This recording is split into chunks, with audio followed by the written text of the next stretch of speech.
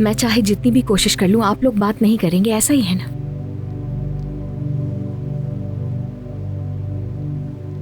लेकिन मुझे मालूम है कि यमान के बेकसूर होने पर आप लोगों को भी उतना ही एतबार है जितना कि हमें है।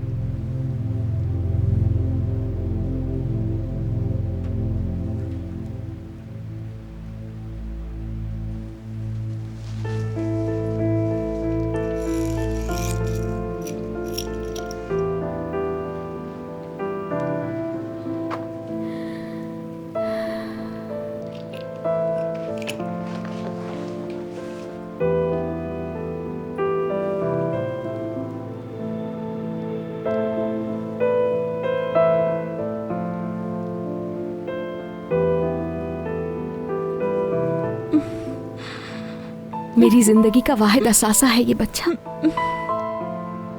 एक के बाद एक, पहले मैंने अपनी आपा को, उसके बाद बाबा को खो दिया मैंने। मेरे पास उनकी अमानत सिर्फ ये यूसुफ ही है। यूसुफ के लिए भीख मांगती हूं मैं आपसे। आपने उस गवाही से सिर्फ यमान की रिमली को ही नहीं, यूसुफ को भी कैद करवा दिया है।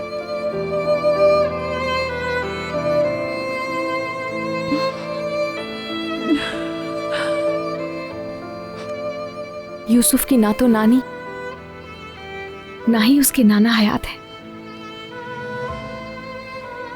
उसके वारिसों में सिर्फ उसका एक चचा और मैं हूं। जैसे खाला एक मां की तरह होती है, वैसे चचा भी तो बाप की जगह होता है ना। यमान नहीं होगा तो यूसुफ की आंखों से आंसू कभी नहीं ठहरेंगे। हमेशा कमी रहेगी उसे उसकी। अल्लाह के वास्ते उस बच्चे के मुस्तकबिल का सोचे, जिस बच्चे की जिंदगी अपने चचा के एक हर्फ से रोशन हो जाती है। क्या उस बच्चे को इन खुशियों से महरूम करने पे आपका दिल राजी है?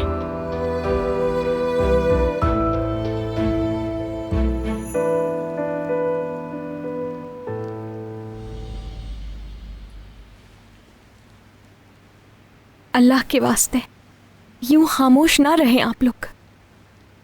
मैंने रहम देखा है आप दोनों की आंखों में। आप लोग जानबूझकर किसी को भी तकलीफ देने वाले नहीं लगते।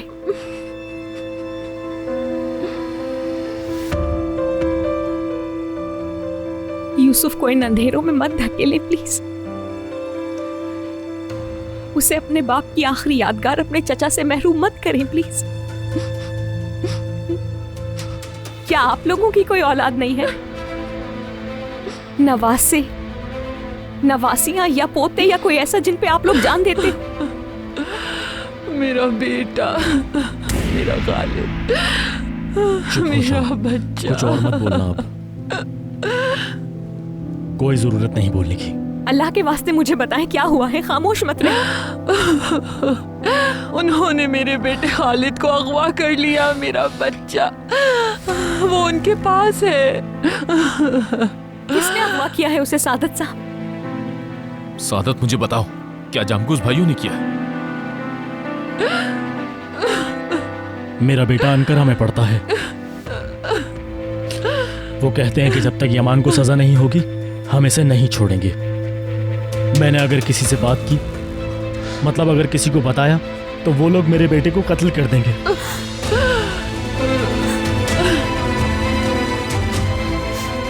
मेरी बात सुनो, अनकरा का कोना कोना छान मारो, पता चलाओ कि चामगूस भाई किस जगह छुपे हुए हैं। जल्दी फौरन काम पर लग जाओ।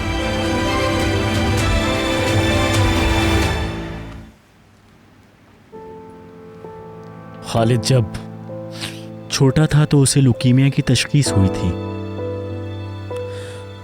उसका बहुत इलाज करवाया हमने। दिन ब दिन हालत खराब होती गई, मगर मौजज़ाना तौर पर ठीक होता जा रहा था और हत्ता कि डॉक्टर्स ने भी उसका नाम मौजज़ाती ही रख दिया। और जैसे ही ठीक हुआ तो मेहनत करना शुरू कर दी। फिर उसने मेडिकल में दाखिला ले लिया। और अगर आज खालिद जितना भी कामयाब है तो इन सब की वजह भी सिर्फ यमान साहब है। जब से मैं यमान साहब के साथ काम कर रहा हूँ मुझे कोई परेशानी नहीं हुई। ख़ासकर जब यमान साहब को ये पता चला कि मेरा बेटा मेडिकल की तालीम हासिल कर रहा है तो उन्होंने मेरी बहुत मदद की।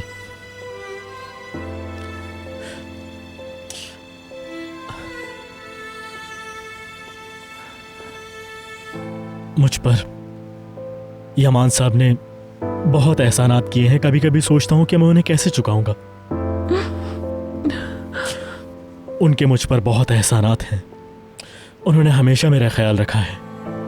और जब यमान साहब को पता चला कि मेरा बेटा खालिद बीमार है तो उन्होंने किसी किस्म की कोई कसर नहीं छोड़ी।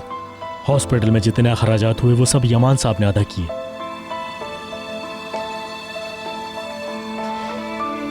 मैंने यमान साहब के लिए बहुत बड़ी मुश्किल खड़ी कर दी।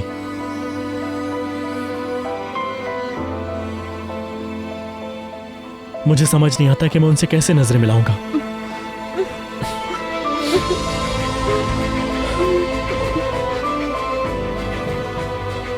आप लोगों को मुबारक हो।